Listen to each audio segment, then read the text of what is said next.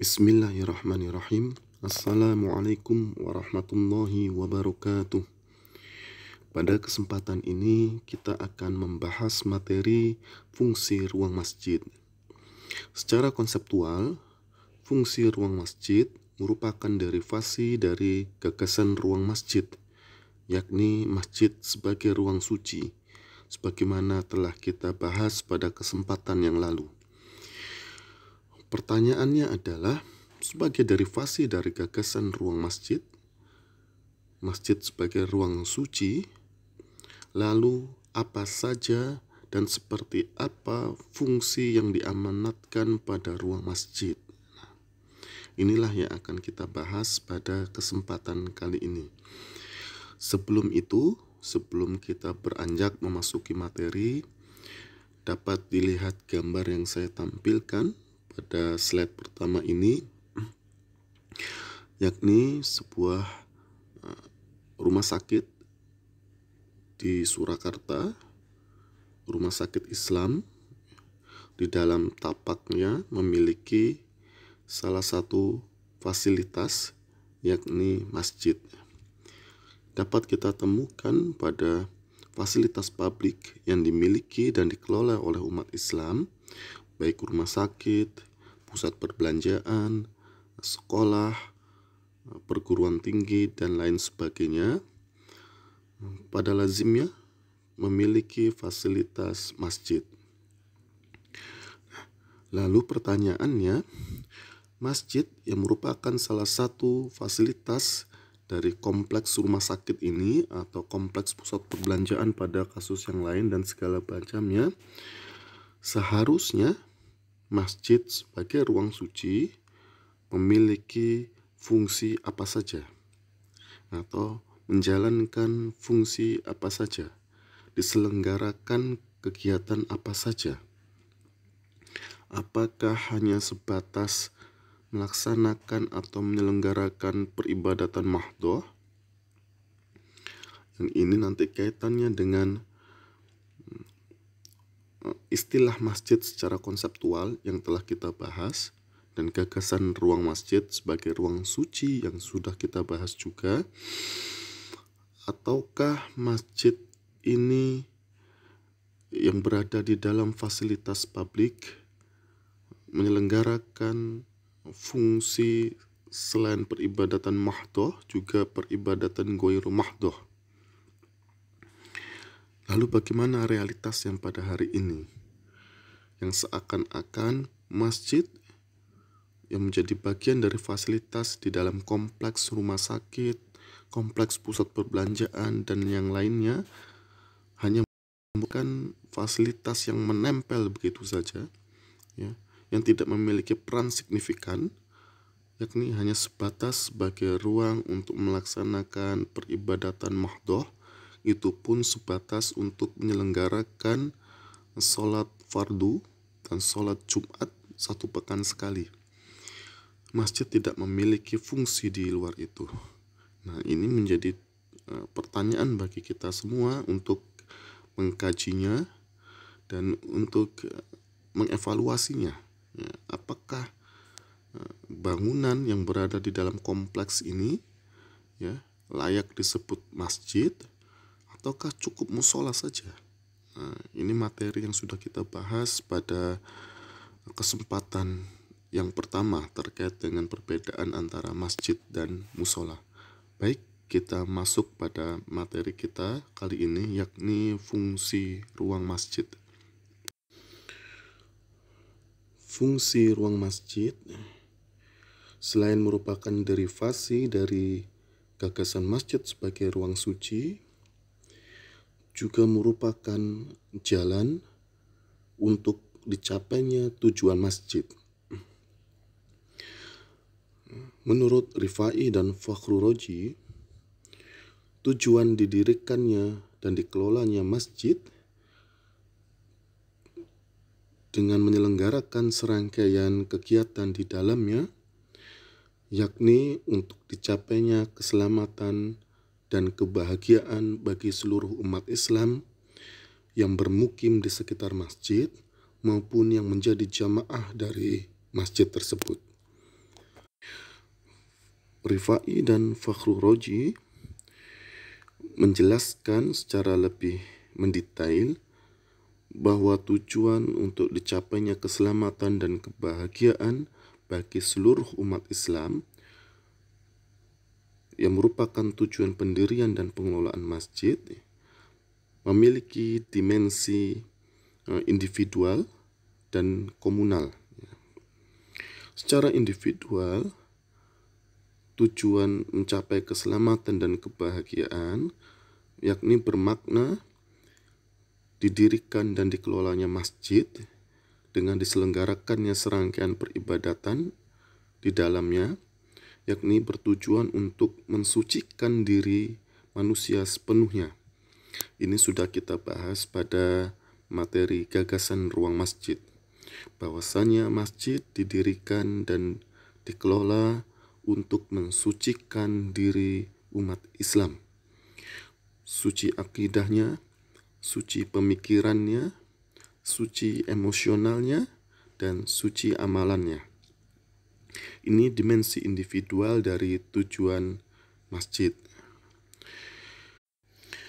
Untuk mencapai tujuan individual tersebut, masjid diamanatkan fungsi-fungsi tertentu yang harus diselenggarakannya agar tujuan tersebut tercapai. Nanti akan kita bahas. Sementara itu, dimensi kedua dari tujuan didirikan dan dikelolanya masjid, yakni dimensi yang memiliki lingkup komunal. Bahwasanya tujuan pendirian dan pengelolaan masjid, yakni mencapai keselamatan dan kebahagiaan umat Islam, bermakna terbentuknya komunitas umat Islam yang berasaskan persaudaraan keimanan. Ini sebagaimana telah kita bahas pada kesempatan yang pertama, bahwasanya masjid merupakan pusat komunitas umat Islam. Dikarenakan merupakan pusat komunitas umat Islam, maka masjid haruslah mampu sebagai spasial untuk membentuk kesatuan sosial umat Islam yang berasaskan persaudaraan keimanan. Inilah dua dimensi dari tujuan pendirian dan pengelolaan masjid, yakni dalam lingkup individu untuk mensucikan diri manusia muslim sepenuhnya secara individual, dan dalam lingkup komunal untuk membentuk komunitas umat Islam atau masyarakat Islam yang berasaskan persaudaraan keimanan. Dari dua tujuan ini dapat ditentukan fungsi-fungsi yang diamanatkan kepada masjid. Kita mulai dari dimensi yang pertama dari tujuan pendirian dan pengelolaan masjid dalam lingkup individu. Untuk dicapainya tujuan dalam lingkup individu ini, maka masjid memiliki fungsi utama yang diamanatkan kepadanya untuk menyelenggarakan peribadatan mahdoh, meliputi sholat, iktikaf, dan lain sebagainya yang bertujuan untuk mensucikan diri umat Islam secara sepenuhnya, meliputi suci akidahnya, suci fikirannya, suci emosionalnya, dan suci amalannya. Oleh Rifai dan Fakhrul Razi, fungsi utama masjid ini yang merujuk pada pelaksanaan peribadatan mahdoh merupakan fungsi tauhid dari masjid, yang dimensinya ialah dimensi hablum minallah. Sementara itu, pada dimensi yang kedua yang memiliki atau lingkupnya komunal, untuk dicapainya tujuan terbentuknya atau pembentukan masyarakat muslim yang berasaskan persaudaraan keimanan, Maka masjid diamanati untuk menyelenggarakan fungsi pendukung meliputi kegiatan-kegiatan muamalah yang merupakan bagian dari peribadatan ghairu mahdhah. Kegiatan ini atau fungsi pendukung masjid ini memiliki banyak ragamnya. Nanti kita akan secara sekilas merujuk pada Masjid Nabawi yang dibangun, dikelola, dan digunakan oleh Rasulullah Shallallahu Alaihi Wasallam bersama sahabat beliau, bahwasanya masjid bukan saja untuk menyelenggarakan fungsi utama yakni ibadah mahdhah, tapi juga untuk menyelenggarakan fungsi pendukung masjid yang meliputi pendidikan, dakwah Islam, sosial kemanusiaan, seni budaya, politik dan pemerintahan, hukum dan peradilan, serta fungsi militer. Secara historis kita dapati ketujuh fungsi tersebut merupakan fungsi pendukung masjid yang tujuannya ialah untuk membentuk komunitas umat Islam yang berasaskan persaudaraan keimanan. Fungsi pendukung masjid merujuk pada kegiatan ibadah ghairu mahdhah yang diselenggarakan di masjid. Oleh Rifai dan Fakhrur Raji dinyatakan sebagai fungsi sosial masjid yang berdimensi hablum minan nas. Baiklah, kita akan membahas secara sekilas fungsi pendukung masjid merujuk pada kegiatan yang diselenggarakan oleh Rasul Muhammad beserta para sahabatnya di Masjid Nabawi pada masa awal. Yang pertama ialah fungsi pendidikan dan keilmuan. Di Masjid Nabawilah terbentuknya komunitas ilmiah pertama umat Islam. Di masjid tersebut Rasulullah menerima wahyu dari Allah, kemudian menyampaikannya dan mengajarkannya kepada kalangan sahabat. Kalangan sahabat kemudian menghafalkannya, menuliskannya, memahaminya, dan mengamalkannya. Terdapat sekalangan sahabat yang bermukim di masjid, yakni kalangan Ashabul Suffah, dikarenakan turut hijrah ke tanah Madinah sehingga meninggalkan seluruh harta bendanya termasuk huniannya, sehingga ketika tiba di tanah Madinah tidak memiliki kecukupan harta dan tidak memiliki tempat hunian yang difasilitasi oleh Rasul Muhammad untuk bermukim di masjid. Dari sini sekalangan para pemikir muslim menyatakan fungsi pendidikan dan keilmuan yang diselenggarakan di Masjid Nabawi dikarenakan adanya sekalangan sahabat yang bermukim di masjid sehingga secara intens mendapatkan pengajaran dari Rasul Muhammad. Kemudian adanya sosok otoritas yakni Rasul Muhammad dan adanya subjek yang disampaikan yakni wahyu, maka fungsi pendidikan di Masjid Nabawi merupakan cikal bakal terbentuknya Universitas Islam atau pendidikan tinggi Islam. Sejak masa Rasulullah Shallallahu Alaihi Wasallam hingga masa kini, fungsi pendidikan dan keilmuan masih tetap diselenggarakan di masjid, baik pendidikan formal maupun pendidikan non formal. Dari pendidikan formal dapat kita saksikan di lingkungan terdekat kita masih diselenggarakannya pendidikan tingkat taman kanak-kanak hingga tingkat sekolah dasar, bahkan tingkat yang lebih tinggi di masjid, bahkan di lingkungan masjid. Untuk pendidikan non formal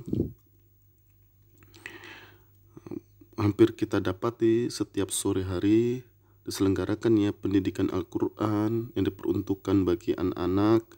Pada waktu yang lain diselenggarakan pengajian untuk kalangan remaja, dan waktu yang lain lagi diselenggarakan pengajian yang diperuntukkan khusus untuk kalangan dewasa, dan di waktu yang lain diselenggarakan pengajian dalam skala yang lebih besar, yakni tabligh akbar, dan fungsi-fungsi pendidikan dan keilmuan masjid yang lainnya yang sampai hari ini dapat kita saksikan. Hanya saja yang patut kita renungkan bahwa banyak sekali masjid tidak dilengkapi dengan fasilitas pendukung untuk menyelenggarakan fungsi pendidikan dan keilmuan yang memadai. Salah satunya ialah perpustakaan. Tidak banyak masjid memiliki perpustakaan. Kalaupun masjid memiliki perpustakaan, kondisinya pun tidak representatif, tidak memadai dari segi kualitas bahan bacaannya maupun dari kuantitas koleksi bahan bacaannya. Terlebih seringkali perpustakaan yang terdapat di masjid tidak dikelola dengan baik, tidak memiliki pustakawan, bahkan tidak memiliki pengunjung sama sekali. Fungsi kedua yang merupakan fungsi pendukung masjid ialah fungsi dakwah Islam. Pada masa Rasul Muhammad SAW, beliau menerima delegasi dari kalangan kabilah Arab maupun dari utusan kerajaan di luar Jazirah Arab. Beliau terima di masjid.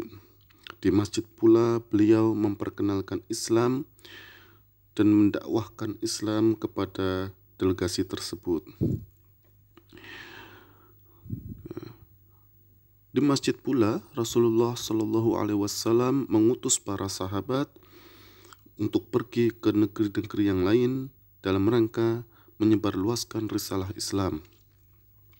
Sehingga fungsi pendukung masjid, yakni fungsi dakwah Islam, berarti ialah masjid berperan dalam menyebarluaskan risalah Islam kepada seluruh umat manusia. Lalu apa yang bisa diselenggarakan pada masjid masa kini terkait dengan fungsi dakwah Islam? Salah satu yang dapat dilakukan oleh masjid pada masa kini ialah masjid sebagai sumber informasi, bukan saja bagi kalangan muslim sendiri, tetapi juga terutamanya bagi kalangan non-muslim. Dikarenakan media-media yang berasal dari barat dan media yang berafiliasi pada pemahaman dan pemikiran barat seringkali menyebarluaskan pandangan yang tidak tepat terkait dengan Islam dan umat Islam. Sehingga konflik terjadi antara muslim dan non-muslim, bahkan antara sesama saudara muslim, dikarenakan tersebar luasnya informasi yang tidak benar. Stereotip terhadap ajaran Islam, bahwa ajaran Islam ialah ajaran terorisme. Stereotip terhadap umat Islam, bahwa umat Islam ialah pelaku terorisme, segala macam. Ya, masjid dapat mengambil alih peran ini dalam rangka untuk menanggapi berbagai stigma negatif yang dialamatkan kepada Islam dan umat Islam. Dalam kondisi pandemi virus corona pada masa kini, masjid dalam aspek fungsi dakwah Islamnya dapat pula berperan sebagai sumber informasi yang dibutuhkan oleh umat Islam. Di antaranya ialah masjid dapat menyebarluaskan informasi yang dibutuhkan oleh masyarakat di sekitar masjid perihal apa-apa saja yang dibutuhkan dan bagaimana caranya untuk melindungi diri agar tidak terinfeksi virus corona. Masjid juga dapat menyebarluaskan informasi terkait dengan penyebaran virus corona di sekitar kawasan masjid. Masjid juga dapat menyebarkan informasi berkaitan dengan fatwa-fatwa ulama perihal pelaksanaan peribadatan di masjid pada kondisi pandemi virus corona pada masa kini. Atau masjid juga berperan untuk menyebarluaskan informasi yang membantu umat Islam untuk merefleksikan diri dalam kondisi sekarang ini terkait dengan penyebaran virus corona, bahwasanya kondisi kita pada masa kini di tengah wabah virus ini tidak lain ialah cobaan dari Allah. Sehingga apa yang harus dilakukan umat Islam dalam kondisi ini? Masjid dapat berperan di sana. Sehingga fungsi dakwah Islam yang dapat diselenggarakan oleh masjid dalam kondisi pandemi virus corona pada masa kini, di satu sisi ialah menyebarluaskan informasi yang dibutuhkan oleh umat Islam, sementara di sisi yang lain, masjid juga dapat berperan jika memiliki infrastruktur media yang memadai untuk menjernihkan berbagai informasi yang tidak jernih terkait dengan penyebarluasan virus corona, yang seringkali terdapat informasi-informasi yang tidak benar sehingga mencemaskan masyarakat. Fungsi pendukung ketiga masjid ialah fungsi sosial kemanusiaan. Merujuk pada masa hidup Rasul Muhammad SAW, kita dapati beliau seringkali membagikan hadiah di masjid. Pada waktu yang lain, ketika beliau memiliki kelapangan mendapatkan hadiah makanan dari sahabat yang lain, beliau akan mengajak kalangan sahabat yang tidak berpunya untuk makan bersama di masjid. Rasul Muhammad juga mencontohkan untuk menggantung buah kurma di masjid, sehingga kalangan sahabat yang membutuhkan untuk makan dapat mengambil buah kurma tersebut.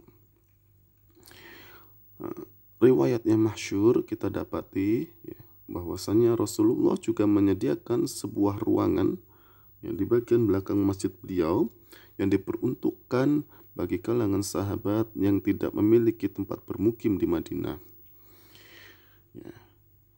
Ruang tersebut disebut dengan suffah, sehingga penghuninya dijuluki dengan Ashabul Suffah. Di antaranya ialah Abu Hurairah. Pada waktu yang lain, Rasulullah juga memanfaatkan Masjid Nabawi untuk merawat kalangan sahabat yang sakit pasca peperangan. Beliau membangun tenda di masjid. Di dalam tenda tersebut dirawatlah kalangan sahabat yang mengalami luka. Beliau juga memfungsikan Masjid Nabawi pada masanya sebagai tempat untuk menahan tahanan perang. Tawanan perang dari kalangan musyrik diikat di tiang masjid dan dibebaskan oleh Rasul Muhammad dengan syarat mereka mengajari umat Islam membaca dan menulis. Demikianlah beberapa fungsi sosial kemanusiaan masjid yang diselenggarakan oleh Rasul Muhammad. Sementara untuk masa kini, fungsi sosial kemanusiaan masjid dapat diselenggarakan dengan menyediakan ruang bagi kalangan tunawisma untuk dapat bermukim di masjid. Daripada kalangan tunawisma harus tidur di pinggir jalan yang tidak aman bagi dirinya, tidak menenteramkan bagi jiwanya, yang menjadikannya riskan dari berbagai macam penyakit, lebih baik kalangan tunawisma tersebut diwadahi di masjid, bermukim di masjid, disejahterakan di masjid, diperbaiki kualitas kehidupannya di masjid. Fungsi yang lain, masjid dapat menyelenggarakan fungsi pengobatan, memiliki balai pengobatan. Masjid dapat memiliki klinik untuk memastikan masyarakat di sekitar masjid senantiasa dalam kondisi yang sehat. Bahkan bisa jadi masjid juga memiliki fasilitas pemeriksaan bagi ibu-ibu hamil, memiliki tenaga bidan. Masjid juga dapat mengambil peran untuk memenuhi kebutuhan pangan masyarakat di sekitar masjid.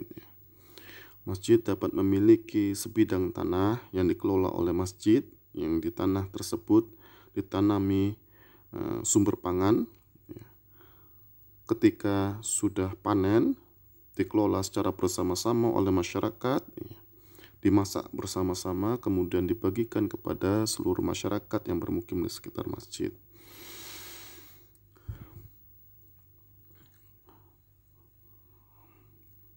Masjid pun pada masa kini dapat mengambil perannya sebagai ruang untuk menahan tawanan, sebagaimana dulu diselenggarakan oleh Rasul Muhammad SAW. Tidak semua tindakan kriminal harus diserahkan kepada pihak kepolisian. Tindakan kriminal tertentu yang dapat diselesaikan di tingkat masyarakat dapat diambil alih oleh masjid. Tentu saja ini harus berkoordinasi dan bekerja sama dengan pihak yang berwenang. Contoh, tindakan kriminal pencurian hewan ternak tidak perlu diserahkan kepada pihak yang berwajib atau pihak kepolisian. Pelakunya ditahan di masjid dalam jangka waktu berapa bulan atau beberapa tahun.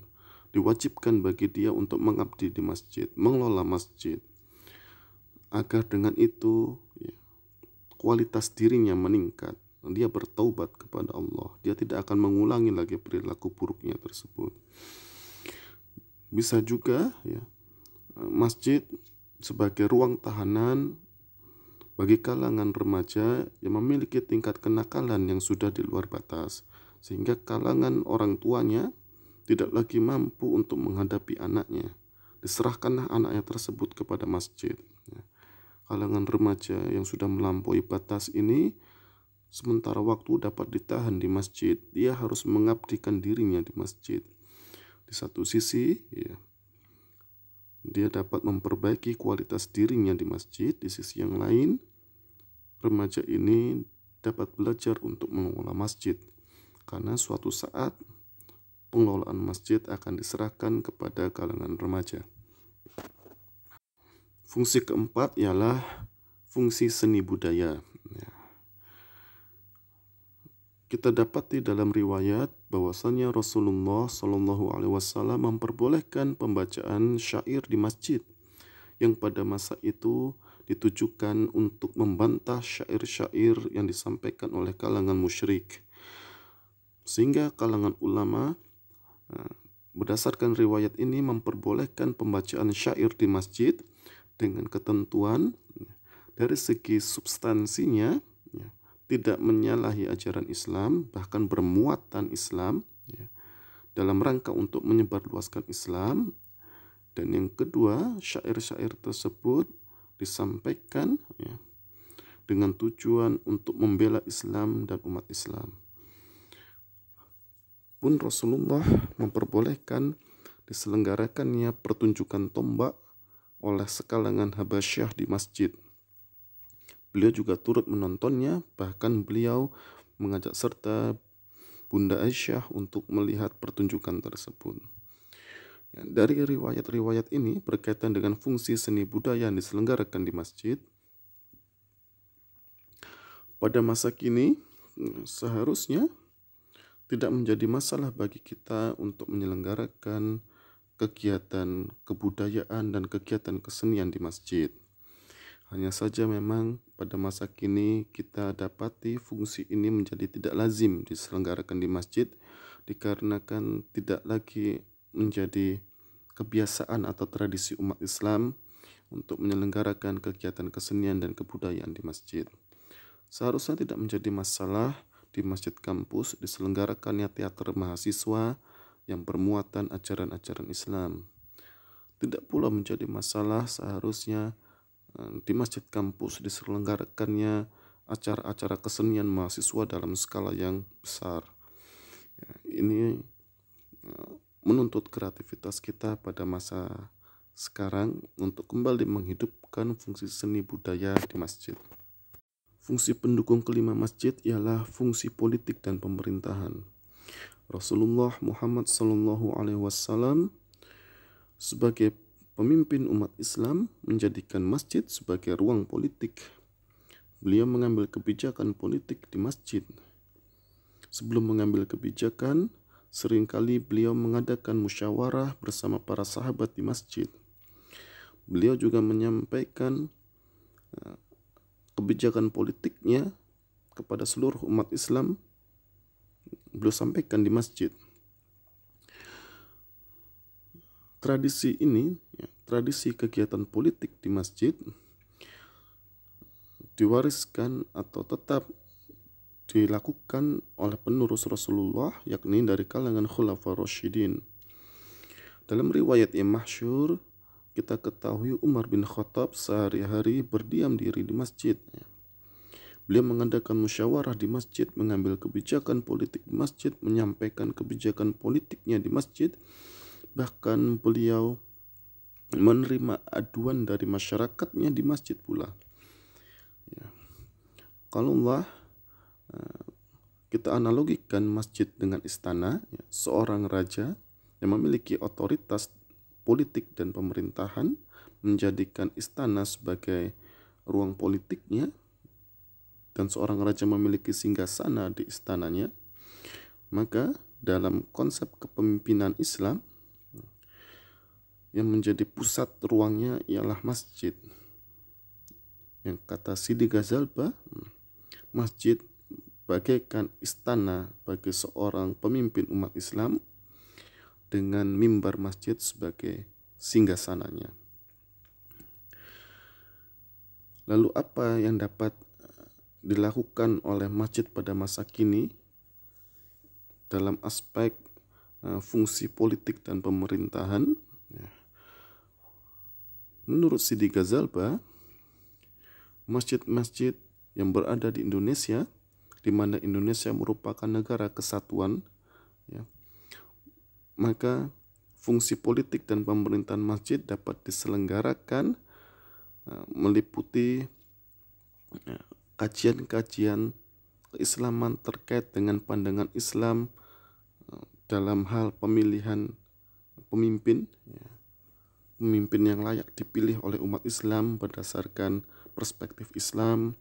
Kemudian nilai-nilai pemerintahan yang bersumberkan dari Islam itu dapat digali di masjid, disampaikan kepada umat Islam di sekitar masjid dalam konteks untuk mendidik umat Islam dalam hal berpolitik.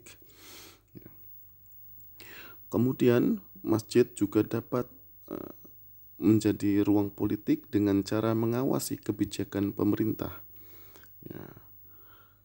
Tetapi kata Sidi Ghazalba yang harus digarisbawahi, fungsi politik dan pemerintahan yang diselenggarakan di masjid tidak diperbolehkan sampai menyebabkan perpecahan di kalangan umat Islam, dikarenakan masjid ialah pusat komunitas umat Islam. Tidak diperbolehkan terjadinya perpecahan umat Islam di masjid. Sidi Ghazalba mencontohkan tidak diperbolehkannya politik praktis di masjid, apalagi umat Islam berpecah belah di masjid karena berbeda pilihan politik. Masjid digunakan untuk kepentingan partai politik. Partai politik masuk ke dalam masjid kemudian memperebutkan jamaah masjid. Ini kata Sidi Ghazalba bukanlah politik yang diperbolehkan untuk diselenggarakan di masjid. Fungsi keenam ialah fungsi hukum dan peradilan. Fungsi ini masih berkaitan dengan fungsi politik dan fungsi sosial kemanusiaan. Kalaulah kita merujuk pada Rasul Muhammad SAW, beliau sebagai pemimpin umat Islam yang menjadikan masjid sebagai ruang bagi kepemimpinan beliau, maka beliau mengambil keputusan hukum pun di masjid. Yang pada masa lalu di Nusantara, peradilan dilakukan di serambi masjid sebelum dipisahkan ke dalam bangunan tersendiri, sehingga kita dapati pada hari ini masjid-masjid yang berada di lingkungan kita tidak lagi mengemban fungsi sebagai ruang hukum dan peradilan. Fungsi ketujuh ialah fungsi militer. Pada masa Rasulullah, Masjid Nabawi digunakan untuk mempersiapkan fisik umat Islam untuk menghadapi peperangan. Kalangan remaja berolahraga di masjid, berlatih perang di masjid, mempersiapkan tubuhnya berperang. Pasca atau sebelum peperangan, Strategi militer dibicarakan di masjid dilakukan dengan cara musyawarah oleh Rasulullah Muhammad bersama para sahabatnya. Persiapan peperangan dilakukan di masjid, mempersiapkan hewan tunggangan, mempersiapkan bekal untuk berperang, segala macam dilakukan di masjid, dikoordinir oleh masjid. Ketika akan berangkat menuju medan perang, diawali dengan berkumpul di masjid, kemudian berangkat ke medan perang. Pasca peperangan, terkait dengan fungsi-fungsi sebelumnya, kalangan sahabat yang menderita sakit karena berperang dirawat di masjid. Tahanan perang ditawan di masjid. Lalu apa yang bisa dilakukan masjid-masjid pada masa kini terkait dengan fungsi pendukung, yakni fungsi militer? Masjid dapat menjadi ruang untuk mempersiapkan fisik umat Islam. Sewaktu-waktu kalau terjadi kondisi yang tidak diinginkan, terjadi peperangan, terjadi konflik, umat Islam siap untuk itu. Paling tidak dari segi fisik umat Islam mampu untuk itu. Di masjid dapat diselenggarakan kegiatan olahraga bela diri, dapat diselenggarakan kegiatan olahraga yang membentuk stamina fisik umat Islam, dan lain sebagainya. Sehingga pada masa kini, dalam aspek fungsi militer, masjid dapat berperan serta untuk memperkuat fisik umat Islam. Sidi Ghazalba menambahkan fungsi ke-8, yakni fungsi ekonomi sebagai fungsi pendukung masjid. Yang dimaksud fungsi ekonomi ini oleh Sidi Ghazalba bukanlah menjadikan masjid sebagai ruang transaksi ekonomi sebagaimana pasar, dikarenakan terdapatnya riwayat yang melarang dilakukannya praktik jual beli di dalam masjid. Dimaksud Sidi Ghazalba dengan fungsi masjid di bidang ekonomi dalam konteks sebagai fungsi pendukung ialah masjid harus berperan serta menggali nilai-nilai Islam berkaitan dengan kegiatan ekonomi. Masjid berperan serta untuk menggali gagasan Islam berkaitan dengan kegiatan ekonomi. Masjid harus berperan serta mengawasi kegiatan ekonomi yang berlangsung di sekitar masjid. Dengan fungsi ini, maka masjid sebagai ruang gagasan dan nilai-nilai ekonomi Islam akan berhubungan dengan ruang praktik ekonomi yang terdapat di sekitar masjid.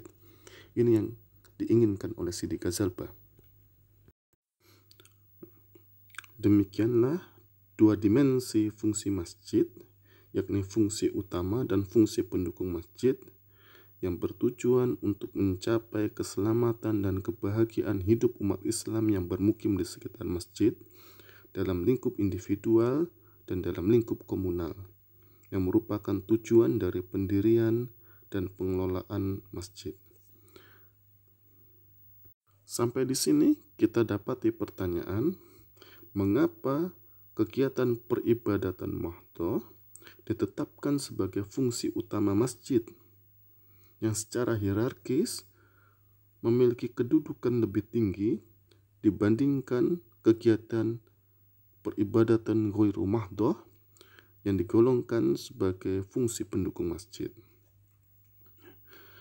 Jawaban atas pertanyaan ini dapat kita sampaikan, dapat dijelaskan bahwasanya peribadatan mahdhah yang merupakan fungsi tauhid masjid berdimensi hablum minallah ditetapkan sebagai fungsi utama masjid dikarenakan merupakan asas atau landasan diselenggarakannya kegiatan ibadah ghairu mahdhah yang merupakan fungsi pendukung masjid yang berdimensi hablum minan nas. Sebagaimana kita pahami, kegiatan hablum minan nas haruslah didasari kegiatan hablum minallah. Fungsi sosial haruslah didasari fungsi tauhid. Keduanya ini tidak dapat dilepaskan. Fungsi tauhid menjadi landasan bagi fungsi sosial. Hablum minallah menjadi landasan bagi hablum minan nas.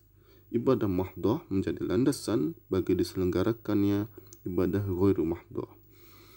Yang kedua, untuk mencapai tujuan pendirian dan pengelolaan masjid, terbentuknya komunitas atau masyarakat Islam yang berasaskan persaudaraan keimanan hanya dapat diwujudkan jika terlebih dahulu terwujud individu muslim yang memiliki kesucian dalam dirinya, suci dalam hal akidahnya, dalam hal fikirannya, dalam hal emosinya, dan dalam hal amalnya. Individu yang sudah suci dirinya ini meniscayakan terbentuknya komunitas umat Islam di sekitar masjid yang berasaskan persaudaraan keimanan.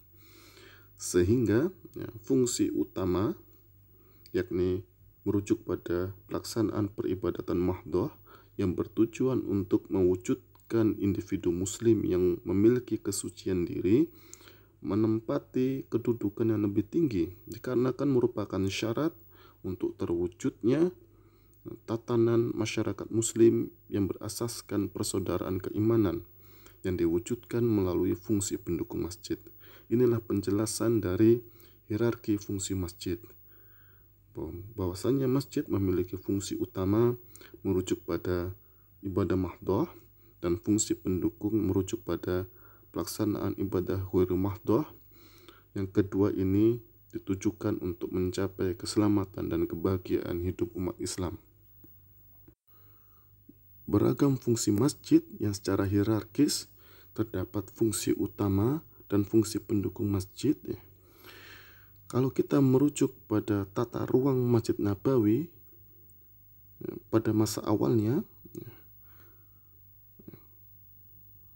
seluruh fungsi tersebut diselenggarakan di dalam tata ruang yang bersifat fleksibel, sebagaimana kita dapat lihat pada gambar yang saya tampilkan di slide. Masjid Nabawi pada masa Rasul Muhammad ialah merupakan denah tanpa sekat. Di bagian depan yang diatapi oleh pelepah kurma, disangga oleh tiang dari batang pohon kurma, yang merupakan daerah yang disebut dengan haram, tempat pelaksanaan sholat. Pada waktu-waktu tertentu digunakan untuk menyelenggarakan kegiatan selain sholat, untuk melaksanakan kegiatan pendidikan, untuk makan bersama. Sementara di bagian belakang, tempat yang beratap yang tidak penuh, merupakan ruang sufah, tempat bermukimnya sahabat yang tidak memiliki hunian di Madinah. Sementara di tengahnya terdapat ruang terbuka yang merupakan halaman masjid, yang disebut dengan san. Sekotak Masjid Nabawi ini difungsikan untuk menyelenggarakan kegiatan utama dan kegiatan pendukung masjid. Ketika akan diselenggarakan peribadatan sholat, maka ruang masjid dikondisikan untuk peribadatan sholat. Ketika diselenggarakan kegiatan olahraga di masjid di luar waktu sholat, maka ruang masjid dikondisikan untuk menyelenggarakan kegiatan tersebut. Ketika masjid difungsikan untuk merawat umat Islam yang mengalami luka pasca peperangan, maka dikondisikan ruang masjid untuk menyelenggarakan kegiatan tersebut. Sehingga fleksibilitas ruang yang sangat tinggi ini dapat mewadahi beragam kegiatan masjid, baik kegiatan utama maupun kegiatan pendukung masjid. Ruang dikondisikan, disiapkan sesuai dengan kegiatan yang akan diselenggarakan di masjid. Sementara kalau kita berkaca pada masjid-masjid kita pada masa kini, satu ruang diperuntukkan untuk satu kegiatan. terdapat ruang sholat sendiri, terdapat asrama sendiri, terdapat kliniknya sendiri, sehingga beragam kegiatan yang diamanatkan kepada masjid, baik kegiatan utama maupun kegiatan pendukung, fungsi utama maupun fungsi pendukung, diberikan ruangnya masing-masing, menyebabkan masjid dari segi luasannya jauh lebih luas, bahkan terus bertambah luas seiring bertambahnya kegiatan yang diselenggarakan di masjid. Sehingga kita dapati pada masa sekarang dalam tapak masjid ada bangunan utama untuk tempat diselenggarakannya sholat, diselenggarakannya pendidikan. Ada juga bangunan-bangunan pendukung yang mengelilingi bangunan utama. Ada bangunan serbaguna, dilaksanakannya pertemuan. Ada bangunan sekolah tersendiri, ada bangunan kliniknya sendiri, dan segala macamnya. Yang ini menuntut pendirian masjid membutuhkan tapak yang semakin luas. Walaupun solusinya kita bisa membangun masjid secara vertikal, tetapi pembangunan masjid secara vertikal untuk mewadahi fungsi masjid yang begitu beragam juga memiliki potensi bahaya tersendiri dikaitkan dengan masjid sebagai pusat komunitas bagi umat Islam. Bahwasannya yang datang ke masjid bukan saja kalangan remaja yang fisiknya masih kuat, tetapi juga kalangan manula. Bayangkan kalau beragam kegiatan yang diperuntukkan bagi komunitas umat Islam untuk terlibat bersama-sama harus diwadahi secara vertikal, maka tentu akan menyusahkan kalangan manula ini. Lalu dari segi tata ruang, seperti apa seharusnya beragam fungsi masjid yang terdiri dari fungsi utama dan fungsi pendukung masjid harus diwadahi? Apakah kita akan menggunakan model tata ruang sebagaimana Masjid Nabawi dengan tingkat fleksibilitas ruang yang sangat tinggi? Ataukah kita tetap menggunakan model satu ruang untuk satu kegiatan? Konsekuensinya ialah luasan masjid akan terus bertambah seiring dengan penambahan kegiatan yang diselenggarakan di masjid. Atau seperti apa? Terutama berkaitan dengan ketersediaan tapak di lingkungan perkotaan modern di Indonesia. Sebenarnya kita memiliki tata ruang yang memiliki fleksibilitas tinggi di satu sisi, dan memiliki privasi yang cukup untuk menyelenggarakan kegiatan ibadah mahdoh di sisi yang lain, terutama kegiatan sholat. Kita memiliki model ruang dalam masjid tradisional Jawa, di mana ada ruang utama untuk diselenggarakannya ibadah sholat, diselenggarakannya ibadah mahdoh, diselenggarakannya fungsi utama masjid, dan juga terdapatnya ruang serambi masjid yang luas untuk diselenggarakannya beragam kegiatan ibadah khairu mahdoh, berkumpulnya umat Islam, pengajian, kegiatan olahraga, dan lain sebagainya. Ini bisa menjadi inspirasi kita pada masa kini untuk membangun masjid, agar masjid kita dari segi tata ruang dapat mewadahi fungsi utama dan fungsi pendukung masjid di tengah ketersediaan tapak yang menjadi permasalahan kita yang hidup di lingkungan perkotaan. Dari pembahasan tadi berkaitan dengan hierarki fungsi masjid, kita mendapati 4 prinsip yang mendasari pelaksanaan kegiatan di masjid, atau 4 prinsip yang mendasari penetapan fungsi masjid. Prinsip pertama ialah fungsi masjid menyentuh seluruh dimensi kehidupan manusia. kita dapati fungsi utama yang bersifat individual untuk meningkatkan kualitas pribadi umat Islam, untuk mensucikan dirinya, ya, berkaitan dengan tingkatan spiritualitasnya. Dan kita juga dapati masjid memiliki fungsi sekunder, fungsi pendukung, yang memiliki berbagai ragam kegiatan yang menyentuh seluruh dimensi kehidupan umat Islam, dari dimensi keilmuan, dimensi politik, dimensi kesehatan, dimensi ekonomi, dan lain sebagainya. Dua fungsi masjid tersebut, fungsi utama dan fungsi pendukung, ialah fungsi yang menyentuh seluruh dimensi kehidupan umat Islam.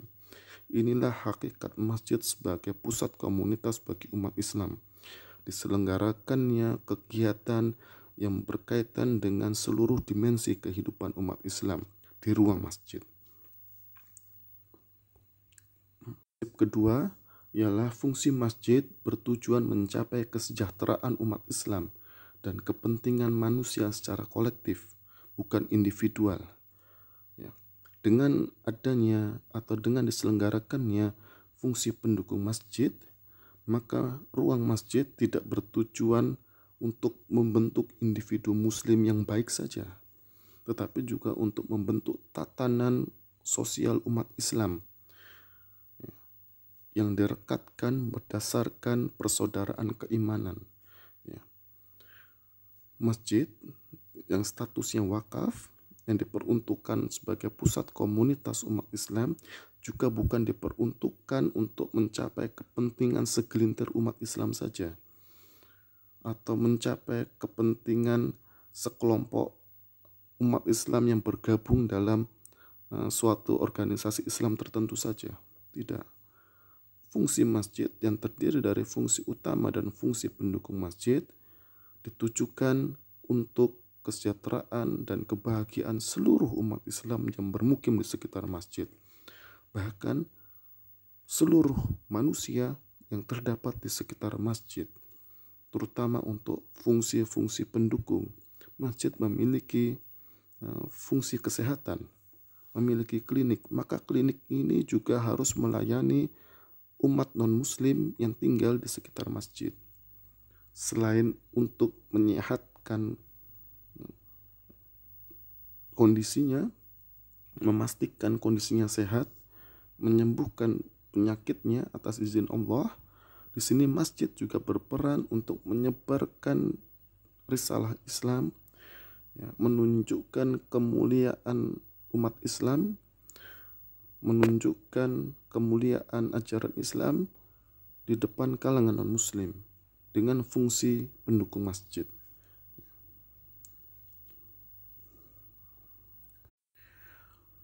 Prinsip ketiga ialah seluruh fungsi masjid bersifat suci, dalam artian fungsi utama maupun fungsi pendukung masjid berasaskan ketakwaan kepada Allah. Diselenggarakannya fungsi utama harus sesuai dengan koridor-koridor syariat. Diselenggarakannya fungsi pendukung masjid harus pula berkesesuaian dengan nilai-nilai Islam. Tidak diperbolehkan dilangsungkannya kegiatan di masjid jika kegiatan itu menyalahi nilai-nilai, menyalahi pandangan, dan menyalahi syariat Islam.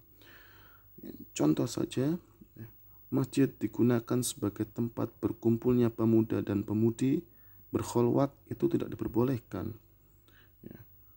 Masjid digunakan sebagai tempat untuk mengadu domba umat Islam dalam masa politik tertentu, pemilihan pemimpin daerah maupun pemilihan presiden, ya, dipecah belah umat Islam di masjid, itu juga tidak diperbolehkan karena bertentangan dengan hakikat masjid sebagai ruang bagi komunitas umat Islam yang direkatkan berdasarkan persaudaraan keimanan.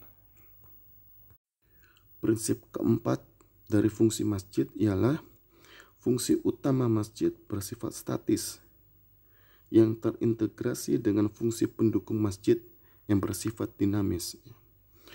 penyelenggaraan fungsi utama masjid merujuk pada peribadatan mahdhah ini sifatnya statis, sudah final. Tidak lagi diperbolehkan adanya perubahan-perubahan atau penambahan-penambahan. Sebagaimana diselenggarakan oleh Rasulullah, maka itulah yang harus dilaksanakan di masjid. Ya. Tata cara sholat sejak masa Rasul sampai sekarang tidak boleh dilakukan perubahan maupun penambahan. Sehingga fungsi utama yang diselenggarakan di masjid bersifat tetap, statis, sudah final. Sementara itu, fungsi pendukung masjid yang terdiri dari beragam fungsi ini bersifat dinamis, tergantung pada kebutuhan umat Islam yang bermukim di sekitar masjid. Ini kembali kepada pandangan Syekh Yusuf Qaradawi bahwasanya fungsi pendukung masjid ditentukan berdasarkan kebutuhan umat Islam untuk mencapai kualitas kehidupannya yang baik. Sehingga di sini dibutuhkan kejelian umat Islam yang diberikan amanah untuk mengelola masjid, untuk memahami kondisi kehidupan umat Islam di sekitar masjid, apa yang dibutuhkan oleh umat Islam itu, maka fungsi pendukung masjid haruslah dapat merespon kebutuhan tersebut. Contohnya ialah pada masa terjadinya pandemi corona saat ini, jika terdapat suatu masjid dan umat Islam yang bermukim di sekitar masjid tersebut mayoritasnya merupakan pekerja non-formal yang kehidupan ekonominya berdampak secara langsung atas terjadinya pandemi corona ini. Bagi yang berdagang di pasar, pendapatannya menurun drastis. Bagi yang membuka toko, pendapatannya juga menurun drastis. Mungkin bagi yang tukang ojek tidak mendapatkan penumpang, satu penumpang pun tidak dapatkan dalam satu hari, sehingga tidak mampu menafkahi keluarganya. Masjid harus merespon dengan cepat kebutuhan umat Islam tersebut. Kondisi kehidupan ekonomi yang terguncang harus direspon dengan cepat oleh masjid. Bagaimana masjid menggalang bantuan dengan jejaring masjid yang sudah terbentuk, apalagi dengan teknologi informasi saat ini, sehingga masjid mampu memberikan bantuan ekonomi kepada umat Islam yang bermukim di sekitar masjid yang terdampak secara langsung atas terjadinya pandemi corona ini. Ini salah satu contoh saja, masjid harus cepat merespon kebutuhan umat Islam yang bermukim di sekitar masjid, yang kemudian diwadahi atau diselenggarakan dalam fungsi pendukung masjid. Pada bagian terakhir materi fungsi masjid kali ini, kita akan membicarakan perkembangan fungsi masjid. Sidi Ghazalba menyatakan, salah satu ciri kehidupan modern adalah terjadinya diferensiasi dan spesialisasi kebudayaan dalam seluruh aspek kehidupan manusia, di mana diferensiasi dan spesialisasi ini menjadikan perkembangan kegiatan yang sangat kompleks sekali yang dilakukan oleh manusia. Contoh saja, kalau kita merujuk pada gambar di awal slide ini, pada awalnya kegiatan pengobatan berlangsung sangat sederhana, sehingga dapat diwadahi di masjid oleh Rasul Muhammad SAW. Tetapi pada zaman modern sekarang ini, kegiatan pengobatan dengan peralatan modern, dengan ilmu pengetahuan modern di bidang kedokteran, tidak lagi dapat diselenggarakan secara sederhana, membutuhkan alat yang sangat kompleks, membutuhkan metode pengobatan yang sangat kompleks, membutuhkan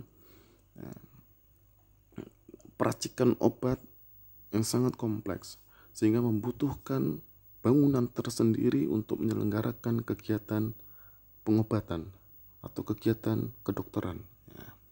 Tidak lagi dapat disatukan dengan bangunan masjid, dipisahkan dari bangunan masjid, sehingga muncullah fenomena kompleks rumah sakit ya, yang sangat besar sekali disebabkan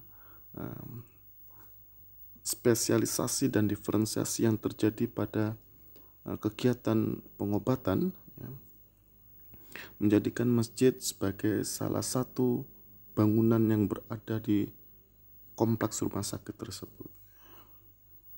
Begitu pula yang terjadi dengan fungsi pendidikan. Kita dapati sekarang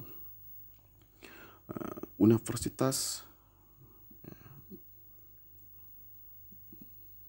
melangsungkan kegiatan pendidikan yang sangat kompleks ya. Contoh saja dalam rumpun ilmu teknik dibutuhkan berbagai macam laboratorium. Ya, teknik mesin memiliki laboratoriumnya sendiri, teknik sipil memiliki laboratorium sendiri, teknik elektro pun begitu. Bahkan satu prodi memiliki beragam laboratorium untuk melangsungkan kegiatan pendidikannya, sehingga tidak dapat seluruhnya diwadahi di masjid. Dalam kompleks perguruan tinggi yang sangat kompleks dari aspek kegiatannya, menjadikan masjid sebagai salah satu bangunan yang terdapat di dalam kompleks perguruan tinggi tersebut. Melihat fenomena terpisahnya fungsi pendukung masjid dikarenakan mengalami diferensiasi dan spesialisasi sehingga membentuk kompleks tersendiri, Sidi Ghazalba memberikan panduan dalam perancangan dan pendirian masjid. Ya. Jika fungsi pendukung masjid tersebut mengalami diferensiasi maupun spesialisasi yang menjadikannya diwadahi dalam satu blok bangunan besar ya, yang bersifat monolit ya, maka masjid dapat menempati salah satu ruang yang strategis di dalam bangunan tersebut.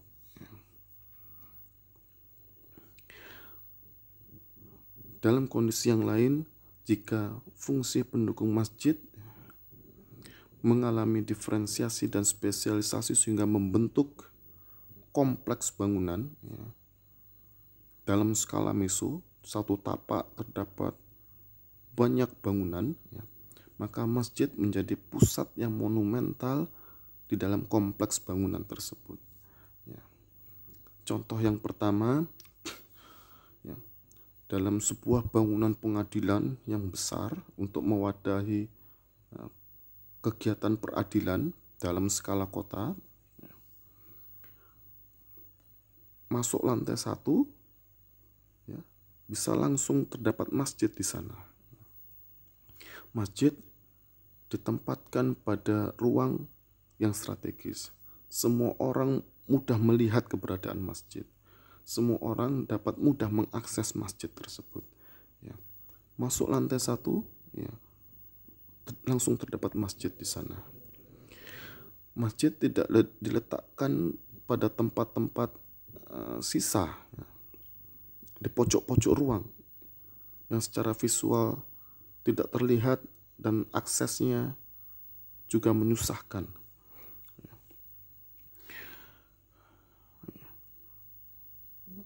Contoh kedua, ya, dalam lingkup meso kompleks bangunan, ya, kita ambil contoh perguruan tinggi, ya, terdapat banyak bangunan di dalam kompleks perguruan tinggi tersebut. Ya.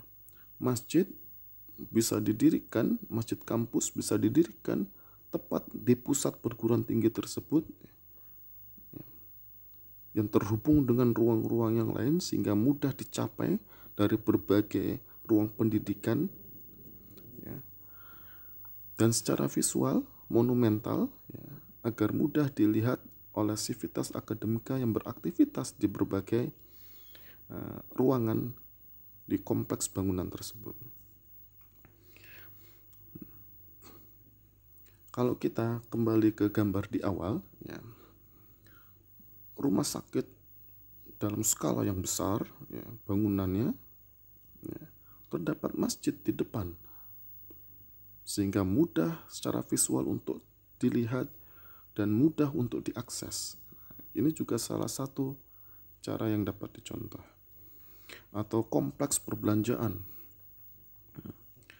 mall, terdapat masjid di depannya, sehingga semua pengunjung memahami bahwa di dalam kompleks perbelanjaan tersebut terdapat masjid. Mudah dilihat dan mudah diakses.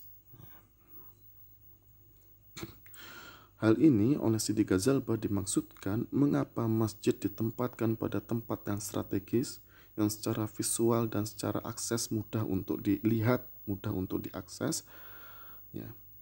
Dikarenakan dimaksudkan oleh Sidi Ghazalbah agar kegiatan pendukung masjid yang terpisah dari masjid, yang membentuk bangunan tersendiri, tetap terhubung dengan masjid sebagai sumber ketakwaan dan sumber ajaran Islam.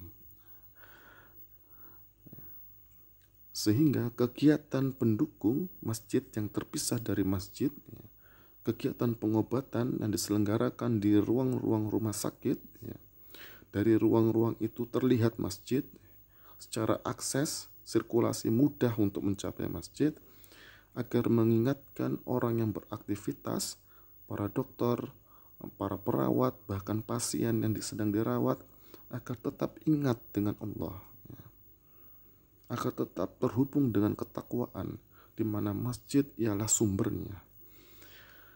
Demikianlah pandangan Sidi Ghazalbah berkaitan dengan perkembangan fungsi masjid yang menuntut perkembangan tata ruang masjid pada masa kini. Dari penjelasan Sidi Ghazalbah, kita dapati 4 prinsip yang melandasi perkembangan fungsi masjid. Prinsip yang pertama ialah perkembangan fungsi masjid mengikuti perkembangan kehidupan umat Islam. Suatu masjid yang berada di lingkungan pabrik, harus konteks fungsi pendukungnya terhadap kebutuhan kalangan pekerja pabrik. Begitu pula suatu masjid di daerah pedesaan atau di daerah pinggiran kota yang dikelilingi oleh persawahan, harus konteks dengan kebutuhan para petani di sana. Jadi fungsi pendukung masjid pada khususnya harus konteks dengan tingkat perkembangan kehidupan umat Islam di sekitar masjid.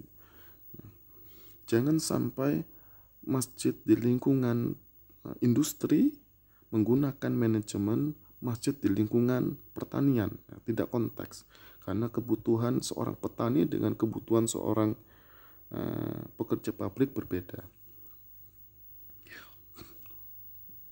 Prinsip kedua, perkembangan fungsi masjid harus mempertahankan hakikat fungsinya, yakni harus dilandasi ketakwaan kepada Allah.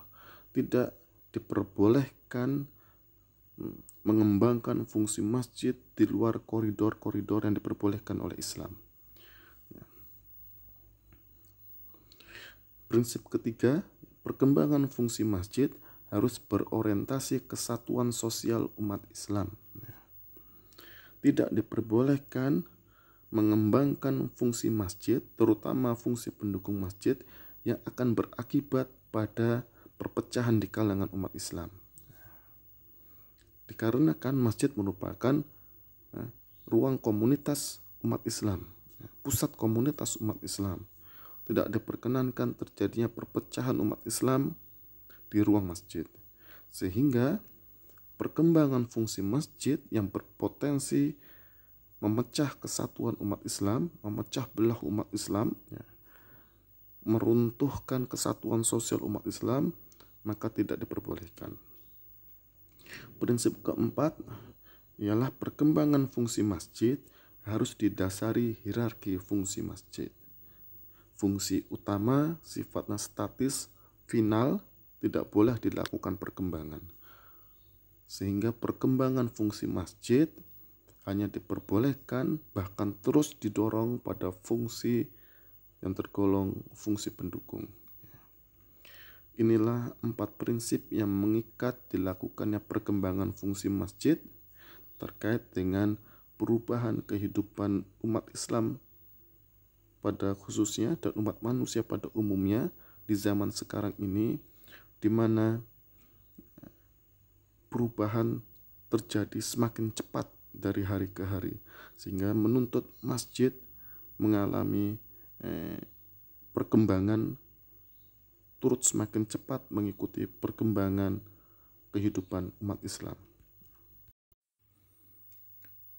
Satu contoh dapat kita bicarakan berkaitan dengan perkembangan fungsi masjid yang berdampak terhadap tata ruang masjid, dapat kita saksikan pada